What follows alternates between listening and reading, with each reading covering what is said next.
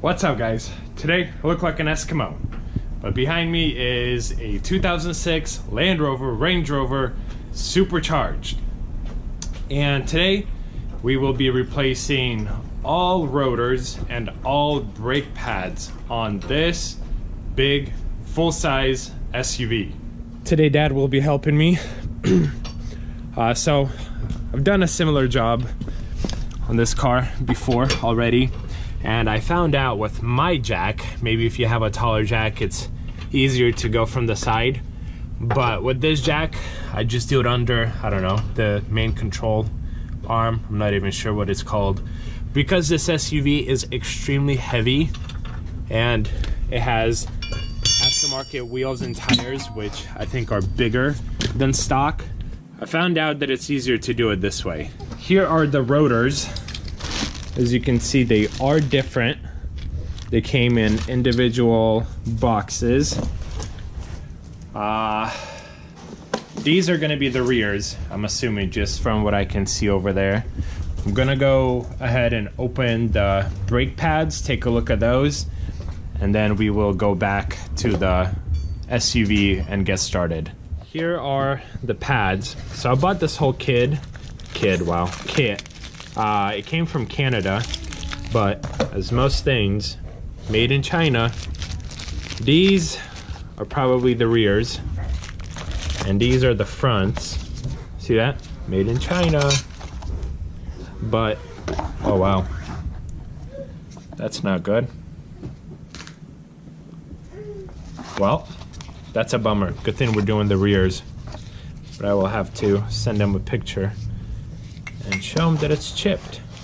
Just sent the seller a message, so we'll see what they will say. But for this part, you'll need to take out this little screw that's in here. So we're gonna start right here. We're using a hex socket. Let's see, well, I have a Husky set and it's a HW6.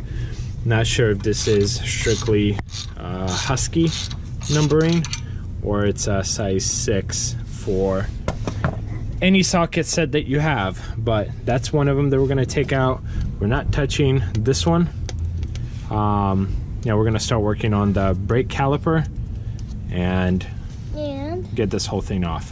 To get the whole brake pad assembly off, the whole caliper and brake pads out, you will need two sockets, a size 13 and a size 16. So size 13 is going to go in here for one of them. The other one is lower. Oops. And the other one is right here, right below it. Kind of zoom out. So one here. The other one is right here. This will let you take your pads out.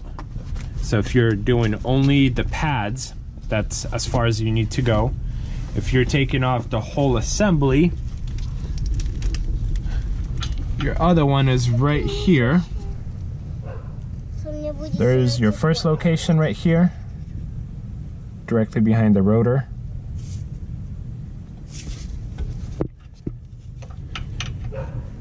And the second one is right below. So 4 of these bolts will need to come out, and then this whole assembly will be able to just slide it off. And these are the other two, the bigger ones. So with 2 hands I should be able to move this back and forth and slide this whole assembly off. And this is what that looks like. You guys see some rust building up right here because we actually haven't driven this thing for the last month and a half.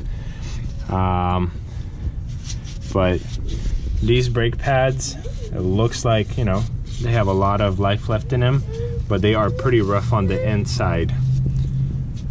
And I usually put a block of wood to support this whole assembly. I know some people will tie them up here or elsewhere, as long as it's not freely dangling by the brake wire. Now this is the fun part. Have to gently hit around it. I've taken this rotor off before, so shouldn't struggle too much with it. just a few more hits and both hands and it should come off, but gently work your way around it with a rubber mallet. I guess you could use just a regular hammer if you're replacing the rotors, but I always prefer a rubber mallet, less damage that way. But give it a few good hits around and it should come off. And this is what that looks like once you take it off. These are your e-brake shoes. You can inspect those. We will not be replacing those in this video. I don't think on this SUV we will, maybe sometime down the road. But here is the new rotor. Make sure you align these holes correctly. And let's put it back on. Look at that, like a glove. And this is just like, I don't know, a metallic rubberish piece that comes out super easy. Use a screwdriver or something. So now we're gonna get this guy back in there nice and gently, and then tighten it. This will keep it in place. Highly suggest you guys invest in one of these. I don't remember what it's called. I know I bought it on eBay for like $7 or $8. Something like a brake pad separator tool. I don't even remember. If I find it, I'll put in the link. But we're using an old brake pad, and then the assembly is super easy, and this will decompress the piston and move it back to make room for the new brake pads that will be going in. Old pads are out, the new pads are in, and they literally slide up and down these metal brackets right here. Some kits you will get new brackets. This kit did not come with new brackets, so we're just putting them in like this, and then we're gonna slide them over just like this. We might need to decompress the piston a little bit more to get them to fit. So once you get that on, you can put in these two bigger ones, two bigger bolts, and start to tighten them down, and then we will put the rest of the brake caliper assembly on. And once you get the caliper on, tighten all 4 bolts, tighten them pretty darn well, and then you are ready to put the tire back on. Then we have the lug nuts, and off to the next side. Started on this side. As you guys can see, we do not need a lot of tools to get this job done. I think the worst parts of it are separating the cylinder that holds the pads, and then taking off the rotor itself. Now we repeat the same thing on this side. I broke this loose already. Once you break it loose, it's fairly short. Could essentially just do it by hand like this. There we go. Set all of this to the side, and let's start working on this whole assembly. So this side has the sensor, brake pad wear sensor. I remember last time when I did a brake job, I kind of broke the sensor. So for you guys doing it for the first time, be aware that there is a sensor here, and it literally goes into this slot right here on the brake pad. So it'd probably be best to grab some small needle nose pliers and gently pull this out. You know, I won't be replacing the sensor this time because it didn't even get close to being worn out, and it's not throwing any codes. But most brake kits should have it, and the line goes way up there, and I believe it goes around back where you could kind of peel this back and then disconnect that sensor and replace it if you so choose to do so. But now we are going to take our rubber mallet, kind of go at it on the rotor, and hopefully it won't take too long to come off. Thankfully for me, it literally took maybe 4 or 5 hits. You guys see this rim right here? This is where it gets rusted on the most, and you can struggle. What I've done before is PB blaster, and then with a screwdriver try to break apart that rust to get this off. Thankfully it didn't struggle on that, excuse me, on the other side, nor did I struggle on this side. So I think a few more hits, maybe 2 hands, and I should be able to take this off. This part I took off from the other one, literally placed it down, and with my finger I pushed it out. That's how easy it goes in. And we can put this one in. Also very easy to do. Just have to find that socket wherever I put it. Thank you, Dad. There you go, and then tighten it with your wrench. Okay guys, I got the new pads, which are right here. So we are continuing the job with the front end, and these are the new rotors. So working with a 22mm socket, I loosened them with this, and just to speed up the process, I'm gonna use a gun. And I'm lifting up the car by this, I guess, subframe, if you will, just because it's easier and I get more clearance with it to get this massive tire off.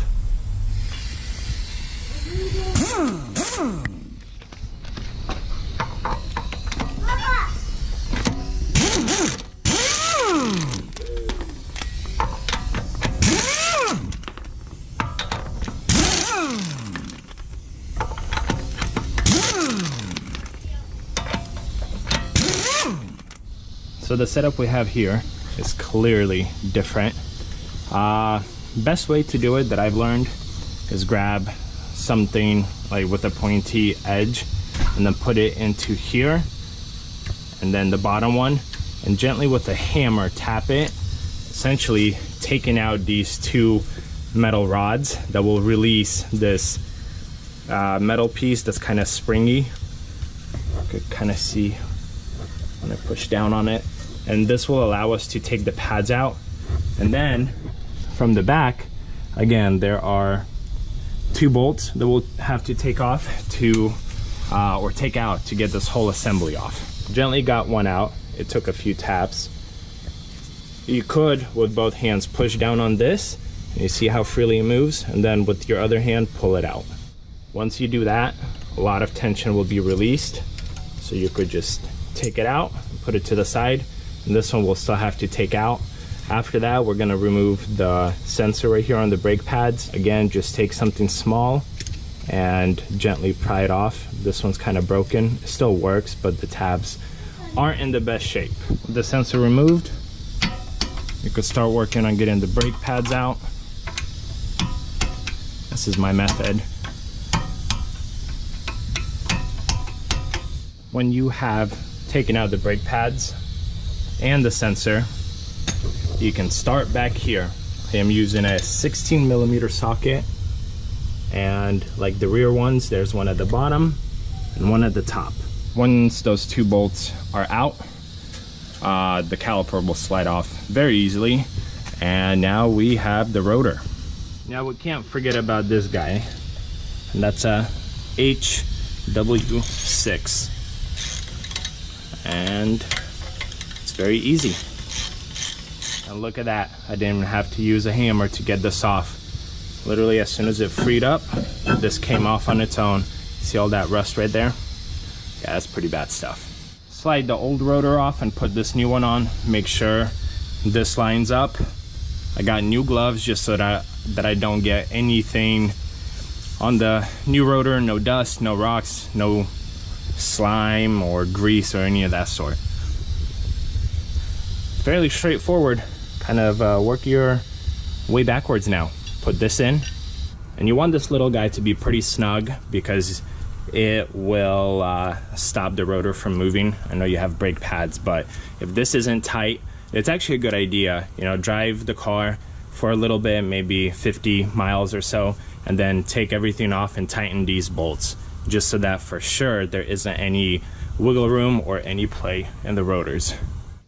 With that on, I hand tighten the bolts behind. I'm gonna switch the sockets and tighten it with a wrench. New pads are in. I got these 2 metal rods in. So first, I put this one in, and then with a hammer gently tap it on the other end so it goes all the way through.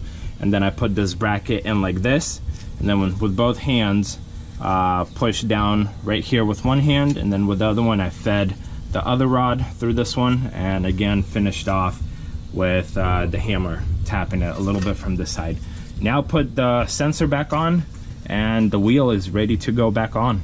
And that's how it's done, guys. I won't show you how to do the last front right side, but as you guys saw, fairly easy task to do.